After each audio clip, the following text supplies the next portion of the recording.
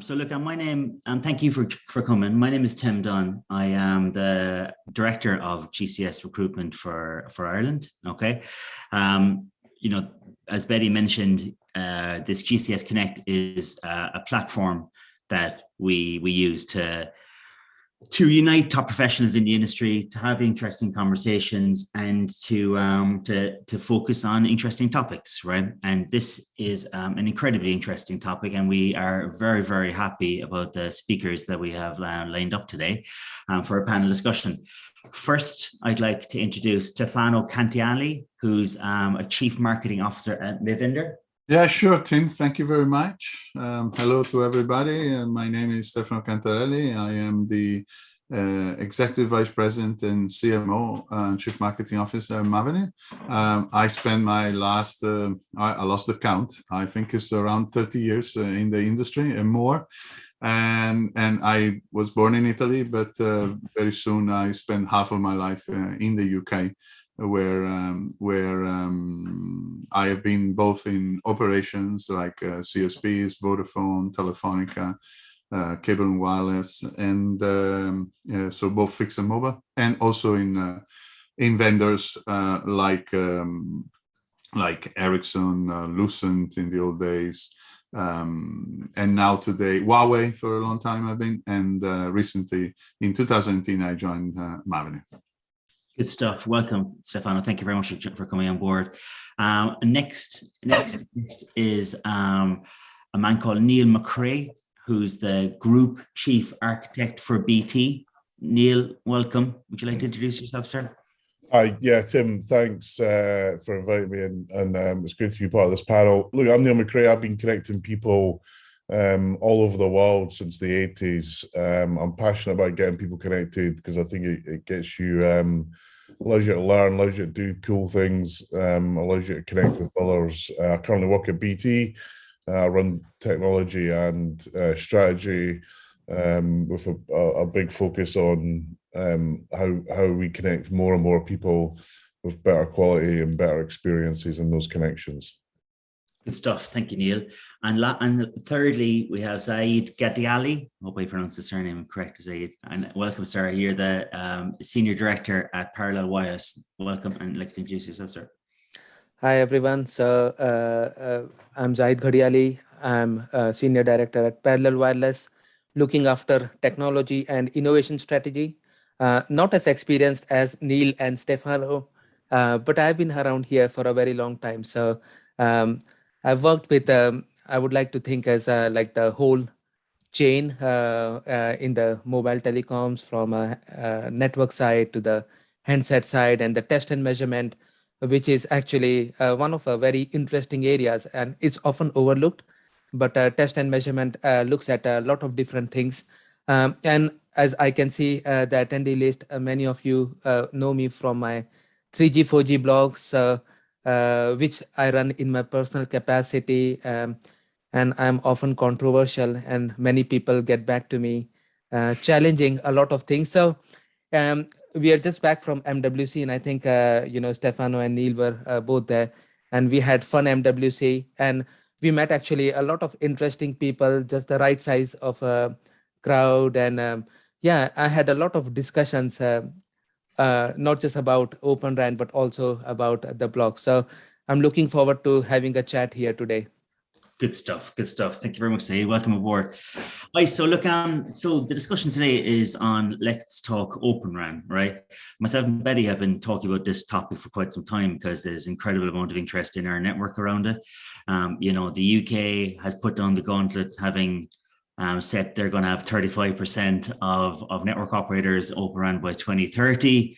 Ambitious, maybe we'll see. And then, you know, Japan and the US are leading the way with the gauntlet from setting up Open RAN services innovatively out there. And, you know, it's a topic that's moving forward, and it's a topic that's very interesting at the moment.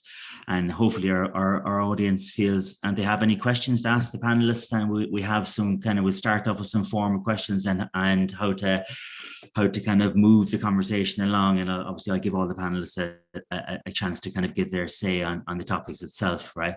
So maybe Stefano, we can start off with yourself. How does it mean to build open RAN infrastructure across the business? Thank you, Tim. So first of all, we need to remember that Open RAN, it is a RAN solution. Okay, first of all, so it provides what a RAN infrastructure needs to provide. The Open RAN has been created with the intent to open an interface between the radio unit, which is the physical component of turning the signal from digital to analog, and normally sits in the fields and the cell sites, from the baseband processing, which is the one that makes all the computational activities. So that's really what the main things is for Open RAN, and the reason is simply because in the old days, most of all the mobile system has been open in interfaces with the core infrastructure, the messaging, the data subscriptions, the registrations, and so on.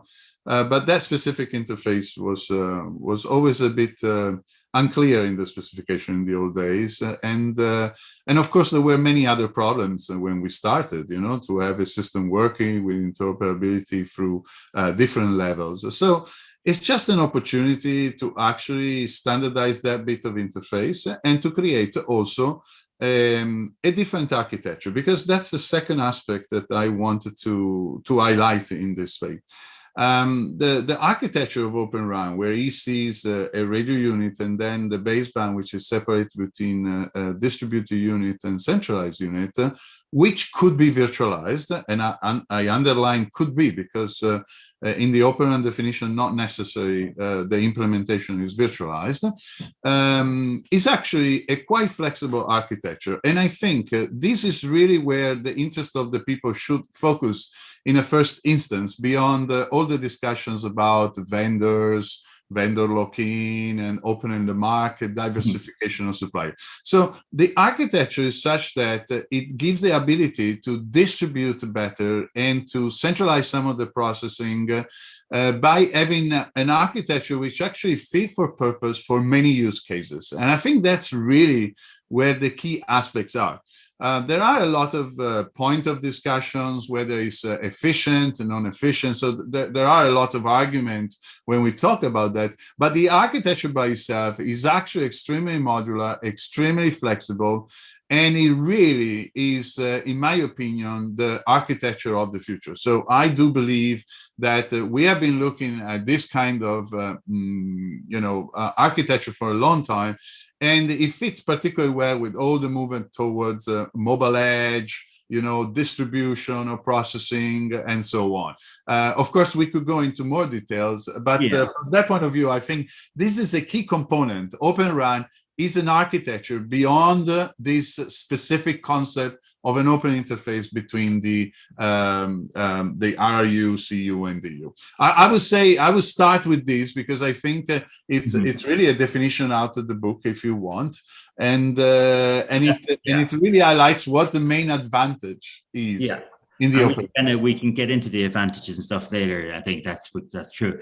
Neil, would you, obviously coming from an operator side and being involved heavily in architecture design and so forth, would you agree and like to comment on that? That's from Stefano. I think yes and no. That's how I might put it. So look, first of all, I need to correct you. What the government has announced is an idea that it might be good to have 35% of the RAN using open architectures, not specifically Open RAN. And I think that's very important that we don't have government telling us what kit to use, because, they can barely do what they do in government, let alone do what we do in telecoms. That being as a non-vendor specific, essentially. Or not architecture specific. Otherwise, everyone does the same thing, and you can't differentiate, and then ultimately customers wonder why no one's doing anything interesting. And actually, over the last few years, particularly in the UK, we've had an amazing amount of competition that's driven a huge improvement in connectivity. But where I see Open RAN as kind of two things. One is, the hardest kind of point, it's a standard for connecting things together, be it from one vendor, two vendors, or 10 vendors. It's kind of like the HDMI cable of RAN. You can connect with HDMI, you can connect your PlayStation, your Xbox, your laptop to a projector, to a TV, and it all just works.